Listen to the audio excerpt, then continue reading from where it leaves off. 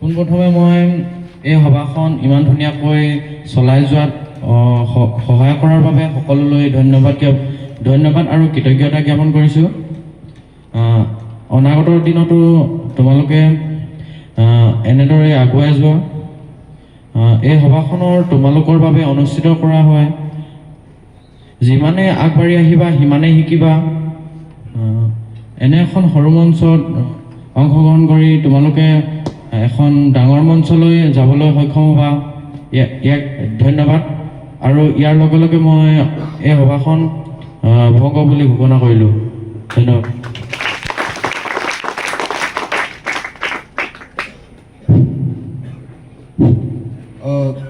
আজি সভাখন ভংগ হ'ল, তথাপিও আজি আমাৰ ছাত্ৰ ছাত্ৰীসকলৰ বাবে এখনি জাননী আছিলে। জাননীখনিৰ ওপৰত মই তোমালোকক কেইটামান কথা কৈ ল'ব বিচাৰিছোঁ। যিহেতু আমাৰ বিদ্যালয় এতিয়ালৈকে স্মৃতিগ্ৰন্থ প্ৰকাশ হোৱা নাই, গতিকে আমি এই বৰ্ষৰ প্ৰতিজ্ঞা লৈছোঁ যে আমি এই বৰ্ষৰ প্ৰতিষ্ঠা দিৱস অৰ্থাৎ জুলাই মাহৰ 2 তাৰিখে এখন স্মৃতিগ্ৰন্থ প্ৰকাশ কৰি উলিয়াম। এই স্মৃতিগ্ৰন্থ প্ৰকাশৰ ক্ষেত্ৰত সকলো ছাত্ৰ ছাত্ৰীৰ লগতে শিক্ষাগুৰুসকলৰ সম্পূৰ্ণ সহায় সহযোগিতা আমাক লাগিব। গতিকে মই সকলো ছাত্ৰ ছাত্ৰী আৰু শিক্ষাগুৰুসকলৰ সহায় সহযোগিতা কামনা কৰিছোঁ।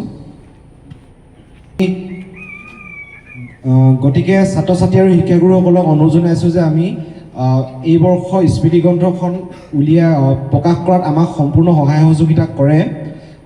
গতিকে ইয়াৰ দ্বাৰা সকলো ছাত্ৰ ছাত্ৰীকে জনোৱা যায় যে আমাৰ বিদ্যালয়ৰ এই বৰ্ষ এখনি স্মৃতিগ্ৰন্থ প্ৰকাশ কৰাৰ কথা আলোচনা কৰা হৈছে। গতিকে সকলো ছাত্ৰ ছাত্ৰীকে কবিতা, প্ৰবন্ধ, নিবন্ধ, গল্প আদি লিখিবলৈ অনুৰোধ জনাইছোঁ। লগতে এই লিখনিসমূহ অহা 1 জুন তাৰিখৰ ভিতৰত আমাৰ বিদ্যালয়ৰ ছাত্ৰ একতা সভাৰ সন্মানীয় আলোচনী সম্পাদকৰ হাতত জমা দিবলৈ অনুৰোধ জনাইছোঁ।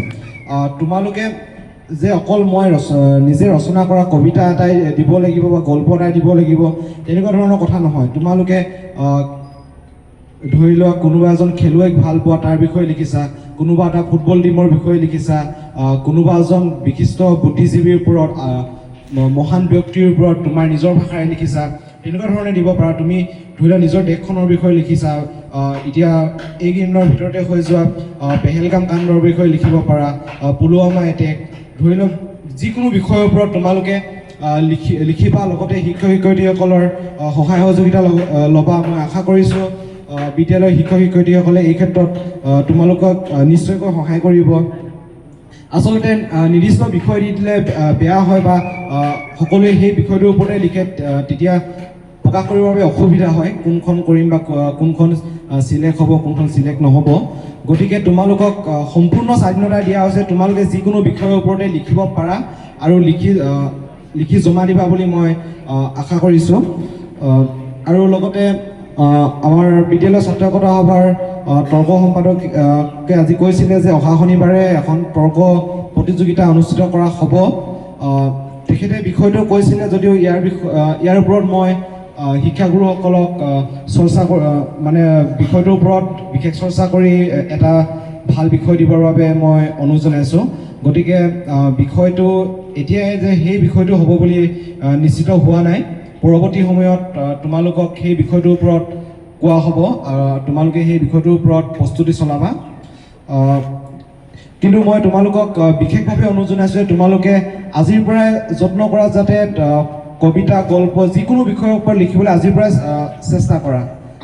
যোৱাবাৰ আমি দেখিবলৈ পাইছিলোঁ আমাৰ হাতত মাত্ৰ 15 দিন সময় আছিলে।